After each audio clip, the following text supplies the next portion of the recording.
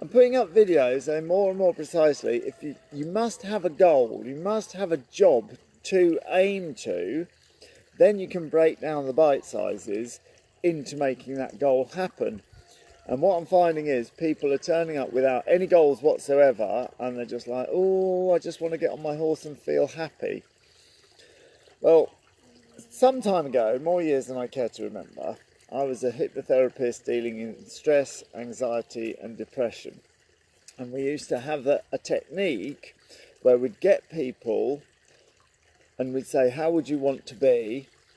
And they'd say, oh, I want to be happy, or I want to be confident, or I want to be not depressed. Was quite a bad one, because you can't think of what you don't want, so you'd have to think of the opposite of depressed. And they go, yes, I want to be happy. And we had this little technique about, if you went to sleep now, and the reason why I'm doing this, I'll just digress, is I've put up this thing saying, what's your goal? And I'm getting quite a lot of resistance about people putting their goal. Some people are just refusing and say, well, I just want to feel happy. Some people are putting a goal and making it vague. By next year, I want to be going on a fun ride, for example. And it's like, the more precise you can have your goal and the more detail you can have it in, the more likely it is to go into your subconscious. I may sound like I'm digressing a bit, but let me just go back to my dealing with anxious, stressed and depressed people, which I did for quite a few years until it all morphed into the Rider Confidence course. So the technique is, if you're, let's say your confidence is at a 2. Now, my confidence is at a 2. Let's make it not about horses. It applies to horses, but just general life confidence, life happiness is at 2. You're really depressed. And we'd say, right, if you went to sleep now and something changed in your brain and you woke up feeling a 10, nothing's changed physically around you. You haven't won the lottery and all stuff like that. If you changed and you were a 10, as you watched yourself go through your life as a 10, how would that deviate from your life, your future path at the moment being a 2? What would you be doing different? And people would be saying, oh, I'd be feeling happy and little vague things. And we'd badger them. And sorry to anyone who's been on my Rider Confidence course and been badgered, but this is what I do. And we'd badger them to, not just be happy. What would be the thing that you would notice doing differently? And those that were resisting would be like, oh, I don't know. And when they say I don't know, that means shut up, I'm thinking, or I'm quitting the game. So we try to keep them in the game. And then they'd say, well, I'd be on top of my emails for a start. We go, aha. So how would you be on top of your emails? Still only 24 hours in a day. They say, well, I'd partition my time a bit better. I'd get the kids to school on time. We say, and what difference would that make? And they say, oh, that would make an enormous difference. If I was on top of my emails and getting the kids to school on time, then that means that I could section my day and I'd be phoning my mother more. And it'd be like, right, what are you phoning your mother about? Oh, yes, well, and there we go. And then we're building up a picture of life as a 10. So what we need to do with those goals, the more detail we can get it, what are you phoning your mother about? When are you phoning her? And are you going to go for dinner? What are you going to have? And the more detail sends into your subconscious, this is my future. And when you find yourself phoning your mother more and going for dinner more and getting the kids to school and being on top of your emails, you would therefore be happier whether you wanted to be or not, because you can't help it. Your life is going on in a better manner, more suited to you. So this is what we're getting at when I say you need a goal. And it's interesting to see the resistance from people to give vague goals and, oh, I'd just be happy getting on my horse. That was never your goal.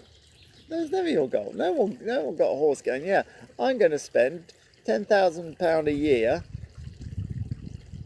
for £10,000 a year could easily be spent on a horse, which would be £100,000 over 10 years. Over 40 years, that could be £400,000. That's nearly £500,000 for a lifetime with horses.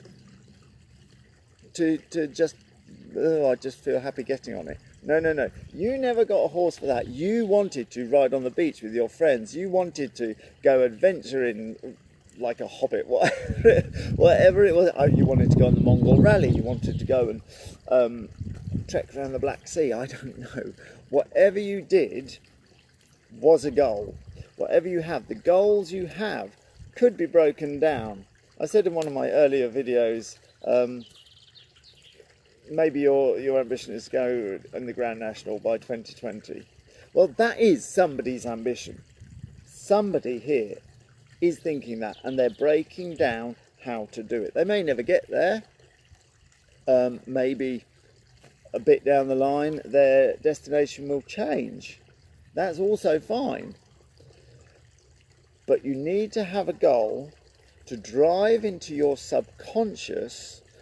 I am going to do this. Therefore, you drive into your subconscious. I am going to take the bite-sized steps which will get me there. Whether you choose to continue to get there or not is really irrelevant. If you did those bite-sized steps and headed towards your goal, inevitably, quite honestly, it doesn't matter whether you feel confident on your horse or happy on your horse while you do it or not. Because as you make progress, the happiness and the confidence will come along all on their own, and you wouldn't be able to stop it as you achieve things. So the answer is, instead of waiting to feel confident and happy, therefore you will do these things, do these things, and confidence and happiness will come along inevitably with it. This is why we need to choose our goals, which I keep saying. Which has brought me to, why is there resistance? Why is there resistance to stating your goal? Well, it could be that they sound outlandish. It could be that somebody who's terrified of getting on their horse and going from A to B across the arena might not want to publicly say, I want to go on the Mongol Derby, or I want to trek across Azerbaijan, or whatever it is. They might feel a little bit silly, I suppose. I'm guessing. Maybe you're putting it in the comments. So it's the resistance to stating your goal might also be the fact that you have to work at it. Now this is quite a subject. You have to work, you have to sit down and go, what do I really want? And it's a bit like coming up with a business plan over the next 5 years. And quite honestly, horses are our leisure, horses are our fun, horses are our relaxation. Some people are saying horses are our therapy. They're not your therapy. You can get a therapist if you need a therapist, but that's besides the by. I'll allow a certain amount of division on that one. But horses are not our work. We've put our work into our work, our children, our emails, our responsibilities, and when you get to your horse and you've got Carly saying, oh, you've got to do some mental work, sit down, write it down, write down your goal, then come down with a broken down lesson plan, then apply your discipline, get out there. If your horse needs to be ridden 5 times a week, ride it 5 times a week. And part of our brain's going, whoa, hold on, this is my leisure time. Well, that's my guess. I might be wrong. But I think that's it. I think there's a chance of feeling silly, a chance of going, whoa, hang on, this is my leisure time. I don't want to put that effort in. But the end result is, under my earlier videos, and you can see them now, you can have a look through the page. I've done about 4 goal videos. You can see people putting either vague or just refusing or going off subject or whatever. My huge advantage in the life that I've had is that my goals have been given to me and they've been inevitable because of what I do. Because I run a stunt company and we go out and we do shows. Way back in September, I signed a contract saying I would bring a certain amount of horses to do a certain amount of tricks, and all my promotion says it's tricks that nobody else does. It's the best in town. It's super. It's authentic. I've made these promises, and I have to live up to them. Whether I want to feel confident about it or happy about it or anything else, I have to live up to those promises. My goals are set to me and I'm being paid for them.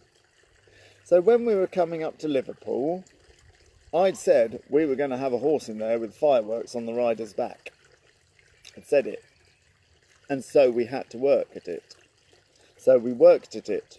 And I've documented fully how we did it. Every day for 2 months, leading from the time I had to start all the way to a week before Liverpool. I had to do that. There was no choice. Come rain, come snow, people letting you down, every circumstance, things breaking, the boiler breaking down, the man coming to clean the back, it doesn't matter. I absolutely had to do that. And we did it. We've documented it. The whole thing is documented from start to finish.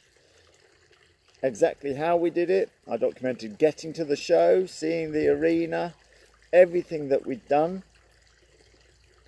And it's occurred to me since then how lucky I am that my goals are forced on me. And I'm surrounded by a bunch of people who also have these goals. It's done me the world of good. And it hasn't even occurred to me whether I feel confident or happy about it. I've just had to do it. And now, of course, I'm absolutely delighted. Anyway, I think I've probably covered it, what I was trying to say. I'm putting out these Facebook videos. They're only 3 minutes long. I try and keep them short and snappy. But I think possibly the function of Live at 5 is to then discuss at a greater length what I'm trying to say in these videos. Look, I've seen your comments come up and down. Let's see if I've got a chance to read them. What we'll do is I'll ring off. We'll keep those comments coming, and we'll give people on the replay chance to put their 4 penn'orth worth in. And in the meantime, if you were thinking of not getting a specific goal that you want to do, I can only say that it's a wonderful aid and it's done me the world of good. Okay then, so I look forward to hearing your comments. Thank you for putting up with me and listening to me for a beautiful sunny day. I'd better get on with, well, for a start off, I'd better get another warm cup of coffee because this one's gone cold. And then we've got Horse Archery Club. Hey, Nicky Cade, we will see you there. Bye.